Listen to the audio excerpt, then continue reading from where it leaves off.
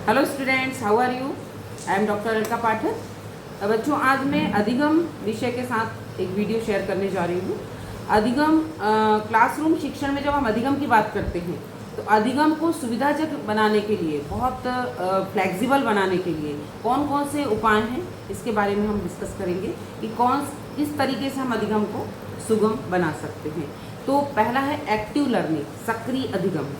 सक्रिय अधिगम के द्वारा हम बना सकते हैं। एक उदाहरण द्वारा मैं आपको बताती हूँ। क्लास में जब टीचर पढ़ाता है तो क्लास में इंडिविजुअल डिफरेंसेस होता है। तो जब सभी बच्चे एक साथ कोई वर्क को करते हैं या कोई टॉपिक को लेकर ग्रुप डिस्कशन करते हैं या कोई मॉडल को सब मिलकर बनाते हैं या कोई भी वर्क एक संकल्प करके कि हमको ये सबको एक साथ मिलकर कार्य करना है तब करते हैं, तो ये सक्रिय अधिगम होता है। इसके द्वारा हम अधिगम को सुगम बना सकते हैं, क्योंकि जो बच्चा स्लो लर्नर है या ज़्यादा एक्टिव नहीं है तो वो भी सबके साथ मिलकर एक्टिव हो जाएगा। दूसरा है कि रुचिकर पाठ्य सामग्री। तो रुचिकर पाठ्यक्रम सामग्री का प्रयोग करने से जो इंटरेस्टिंग अपना पाठ्य सामग्री है, जो इंटरेस्ट डेवलप करती है बच्चों का। जैसे हम कोई कंटेंट लेक्चर मेथड से पढ़ा रहे हैं और अगर हम उसमें पाठ्य सामग्री कोई टीचिंग एड्स यूज़ करते हैं, कोई टीचिंग एड के द्वारा बच्चों को पढ़ाते हैं तो वो इंटरेस्टिंग हो जाता है बच्चों के लिए। तो हम इंटरेस्ट जब डेवलप करके बच्चों को पढ़ाते हैं तो वो बच्चों की लर्निंग का विकास होता है। फिर है प्रौद्योगिकी का प्रयोग, मतलब तकनीकी का प्रयोग।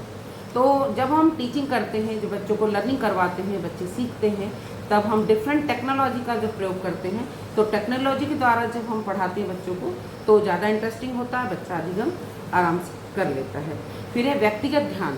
जैसे क्लास में आप टीचर पढ़ा रहे हैं और एक एक बच्चे को टीचर ध्यान रखता है। टीचर का काम है कि प्रत्येक बच्चे को देखना कि वो अब उसकी लेक्चर को, उसके प्रस्तुतिकरण को सुन रहा है कि नहीं, समझ रहा है कि नहीं।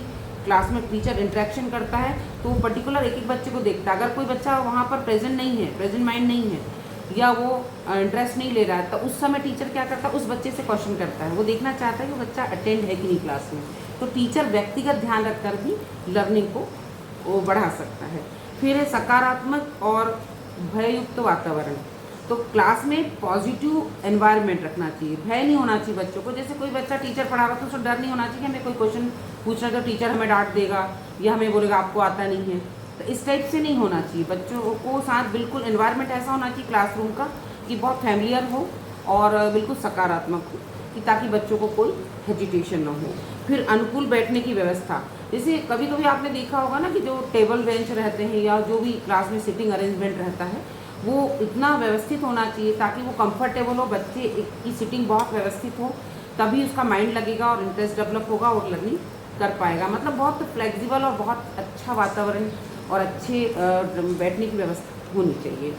फिर नियमित मूल्यांकन। अब नियमित मूल्यांकन से क्या मतलब बच्चों कि ऐसा नहीं कि हम 6 महीने पढ़ा रहे हैं उसके बाद फिर मूल्यांकन कर रहे हैं, टेस्ट कर रहे हैं। तो हमें प्रति माह उनका टेस्ट भी लेना है, कोई एक्टिविटीज़ भी कराना है।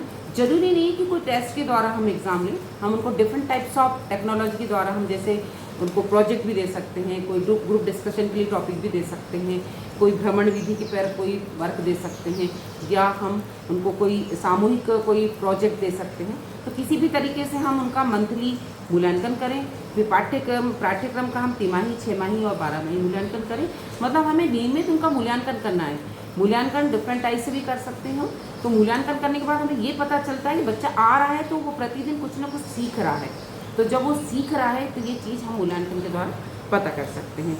फिर आराम और खेल। आराम से मतलब कि जैसे बच्चा कंटिन्यू बच्चा नहीं पढ़ सकता, बच्चे को थोड़ी सी एक्टिविटी चाहिए, थोड़ा सा गैप चाहिए। तो बच्चों को थोड़ा सा रेस्ट भी चाहिए। जैसे 2 क्लास के बाद हम 10 मिनट का रेस्ट देते हैं, फिर 4 क्लास के बाद हम वहाँ पर उसका रेस्ट देते हैं। तो रेस्ट चाहिए, रेस्ट करता है बच्चे तो एनर्जी गेन होती है, तब बच्चा अच्छे से सीख पाता है, लर्न कर पाता है। और हम साइकोलॉजिस्ट ये कहते हैं कि बच्चे को जितना ज़्यादा खेलने दोगे उतना वो पढ़ने में रुचि लेगा।